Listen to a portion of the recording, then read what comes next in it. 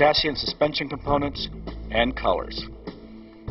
On our way to the design studio, where we'd finally meet the new GT350, we got a glimpse at the heart of Shelby's business, and of course, that means Mustangs.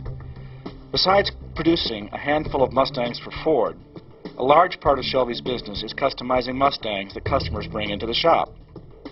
Our final stop, the design studio, where we scan walls filled with sketches of yet-to-be-released Shelby products. Good stuff on the way.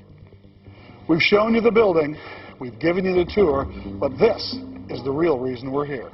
Shelby fanatics have waited more than 4 decades for a new GT350, and now they finally have one. Why did it take so long for Shelby to resurrect the storied GT350 moniker? According to the man himself, it was the long-awaited 5-liter twin-cam all-aluminum V8 that just made its debut in the 2011 Mustang GT. Shelby didn't want to develop a GT350 based on the existing 4.6-liter models, only to have to rework the entire package later for the impending 5.0. But now that the 5.0 is finally here, the GT350 was finally able to get the green light.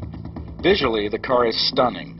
A perfect, modern reinterpretation of the original 1960s car. Everything that isn't made of metal has been scrapped and redone. Front and rear fascias, grille, rocker panels, hood, bumpers, and badging. An aggressive front splitter dominates the fascia, while the brushed aluminum grille surround pays homage to the 1967-68 Shelby Mustang.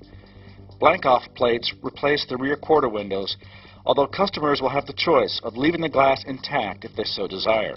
The front fascia and rocker intakes provide functional brake cooling.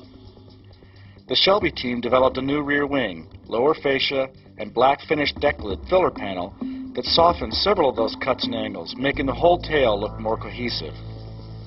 Giant Borla polished exhaust tips protrude from the center of the fascia, recalling the 69-70 Shelby. Performance-wise, the GT350 is upgraded over a standard car in almost every respect. Under the hood, atop the all-new 5.0,